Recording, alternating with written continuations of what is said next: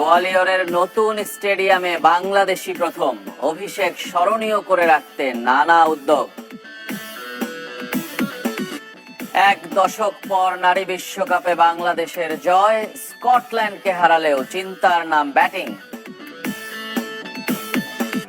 গোয়ালিয়রের নতুন cricket stadium অপেক্ষায় প্রথম আন্তর্জাতিক ম্যাচ আয়োজনে প্রথম বিদেশি দল হিসেবে সেখানে পা রাখলো বাংলাদেশ, করলো অনুশীলন। তবে নতুন স্টেডিয়ামের উইকেট কেমন হবে তা নিয়ে ধোঁয়াশায় team management. Shrimant Madhavrao Scindia cricket স্টেডিয়ামে প্রথমবার পা রেখেছে কোনো আন্তর্জাতিক দল, আর গোয়ালিয়রে 14 বছর পর। ঢেকে রাখা উইকেটের পাশে অনেকক্ষণ দাঁড়িয়েছিলেন হাতুরু। কেমন আচরণ করতে পারে তার কোনো ধারণা পেলেন না। নিক পোথাসকে পাশে পেয়ে ঝাড়লেন হতাশা। তানজিদ তামিম, পারভেজ ইমন, লিটন দাসরা লম্বা সময় ব্যাটিং সেশন করেছেন। শরীফুলের বলে হাতে আঘাত পেয়ে নেট ছেড়ে যান শান্ত। বরফ দিয়ে আবারও ব্যাট করেন। রিশাদ, মিরাজ, রাকিবুলদের সাথে হাত ঘুরিয়েছেন মাহমুদুল্লাহ রিয়াদ। ম্যাচে বল করার জন্য যে তিনি প্রস্তুত তারই আভাস দিলেন দলের সবচেয়ে সিনিয়র ক্রিকেটার। জাকের আলী, তাওহিদ হৃদয়রা 22 গজে ঝড় তুলেছিলেন। শেষ দিকে তাসকিন, শরীফুলরাও ব্যাট হাতে নিজেদের ঝালিয়ে নিয়েছেন। শুক্রবার ফ্লাডলাইটের আলোতে অনুশীলন করবে টিম বাংলাদেশ।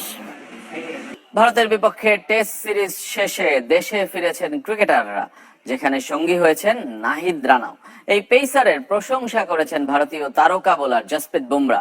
পাকিস্তানকে হারাতে পারলেও কেন রোহিত কোহলিদের কাছে ছন্ন ছাড়া বাংলাদেশ, সে কারণ জানিয়েছেন নাহিদ রানা।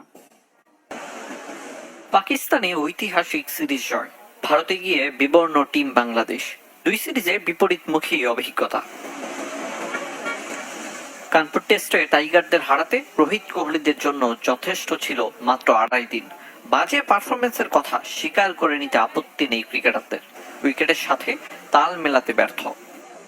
পাকিস্তানের উইকেটে ছিল কি স্কোরিং উইকেট, আপনি বোলিং ভালো বোলিং, ব্যাটিং ভালো করলে ব্যাটিং।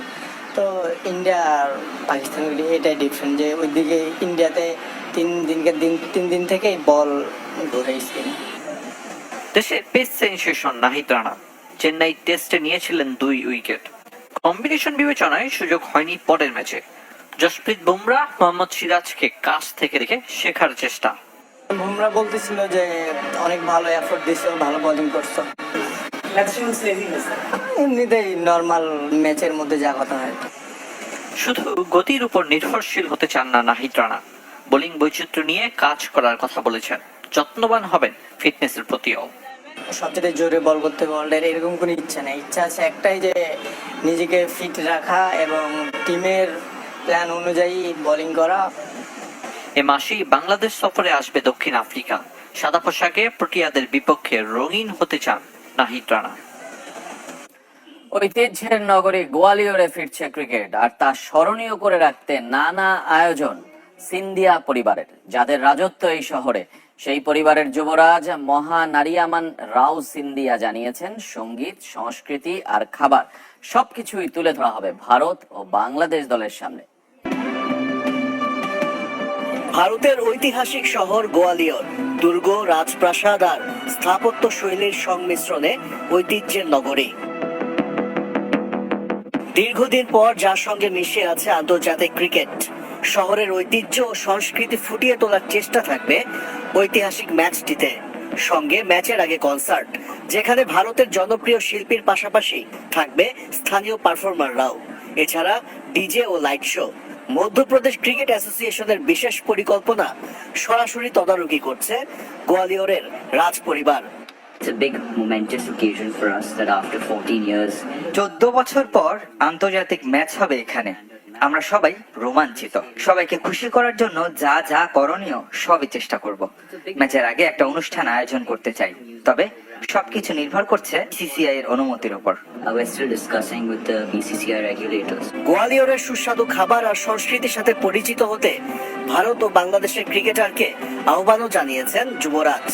দু দলের সম্মানে নৈশ ভোজের আয়োজনও করেছে। We're organizing some special menus for their dinners as well. অবশ্যই দুই দলের জন্য বিশেষ ডিনারের আয়োজন করতে যাচ্ছি। আশা করব গোয়ালিয়র আর মারাঠাদের খাবার তাদের ভালো লাগবে। অনুশীলন শেষে বিশেষ ডিনারটি তাদের ক্লান্তি দূর করবে। So that they can enjoy their meals after their practice. রোববার টি-20 ম্যাচে দর্শকের ঢল নামবে প্রায় 30,000 আসনের স্টেডিয়ামে। তাদের জন্য বিনামূল্যে পানি, সেলফি বুথ সহ থাকবে নিরাপত্তা। জয় দিয়ে বিশ্বকাপ অভিযান শুরু করলো বাংলাদেশ। এক দশকের অপেক্ষায় বিশ্বকাপে দ্বিতীয় জয়, স্কটল্যান্ডকে হারিয়ে আরব আমিরাতে বাংলাদেশের শুভ সূচনা। আসলে অন্তত এক ম্যাচ জেতার প্রাথমিক লক্ষ্য পূরণ হলো, এবার বড় স্বপ্ন পূরণের পালা। শারজায় টস জিতে বাংলাদেশের মন্থর ব্যাটিং। যদিও প্রথম 11 ওভারে হারিয়েছে মাত্র 1 উইকেট। মুর্শিদা 12 করে আউট হলেও বড় সংগ্রহের স্বপ্ন দেখায় সোবহানা মুস্তারি ও সাথী রানীর পার্টনারশিপ। সাথী 29 করে ফিরলে 42 রানের জুটি ভাঙে। দলীয় সর্বোচ্চ 36 রান মুস্তারির ব্যাটে। দুজনের বিদায়ে চাপে পড়ে টাইগ্রেসরা। পরে নিগারের 18 আর ফাহিমার অপরাজিত 10 রানে 119 রানের চ্যালেঞ্জিং স্কোর পায় বাংলাদেশ। 3 উইকেট নেন সাসকিয়া হল্লি। ব্যাট হাতে হল্লিকে জ্বলে উঠতে দেননি ফাহিমা খাতুন, ফিরিয়েছেন 8 রানে। একের পর এক উইকেট তুলেছে বোলাররা, তবে এক প্রান্তে হাল ছাড়তে নারাজ ওপেনার সারা ব্রুস। যদিও অন্তত দুবার জীবন পেয়েছেন। 29 রানে সহজ স্টাম্পিং মিস করেন নিগার, 3 বার ক্যাচ হারেন ফিল্ডাররা। 49 রানে অপরাজিত সারার সব চেষ্টা বৃথা গেল। বাংলাদেশ বোলারদের দাপটে 103 রানে থামে স্কটিশরা। 2 উইকেট তুলে ম্যাচ সেরা ঋতুমণি। প্রথম বাংলাদেশি হিসেবে আন্তর্জাতিক টি-20তে 100 উইকেট পূর্ণ করেছেন নাহিদা আক্তার।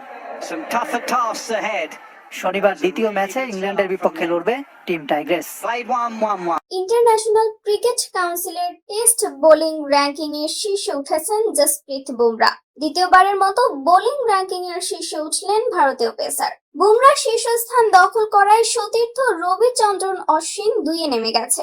বাংলাদেশের বিপক্ষে সদ্য সমাপ্ত 2 ম্যাচের টেস্ট সিরিজে দারুণ সফলতা পেয়েছে ভারতীয় বোলাররা। পিছিয়ে নেই ব্যাটাররাও। টেস্ট ব্যাটিং র্যাঙ্কিং এ ক্যারিয়ারের নতুন সেরা অবস্থানে গেছেন ভারতের যশস্বী জয়সওয়াল। 3 নম্বরে উঠে এসেছেন ভারতীয় বাঁহাতি ওপেনার। শীর্ষে আছেন ইংল্যান্ডের জো রুট আর দ্বিতীয় স্থান দখলে নিউজিল্যান্ডের কেন উইলিয়ামসন। মঙ্গলবার 1 অক্টোবর শেষ হওয়া কানপুর টেস্টে বাংলাদেশের বিপক্ষে 6 উইকেট শিকার করেন বুমরা। এতেই সতীর্থ অশ্বিনকে পেছনে ফেলেন ডানহাতি পেসার। বাংলাদেশের বিপক্ষে খেলা এই টেস্টে 7 উইকেটে জয় পায় ভারত। কানপুরের গ্রিন পার্কে 5 উইকেট শিকার করেন অশ্বিন, যে কারণে শীর্ষস্থান হারালেও বেশি ব্যবধানে পিছিয়ে নেই ডানহাতি স্পিনার। শীর্ষে থাকা বুমরার চেয়ে মাত্র 1 পয়েন্ট পিছিয়ে আছেন অশ্বিন। বুমরার রেটিং পয়েন্ট 870 আর অশ্বিনের পয়েন্ট 869।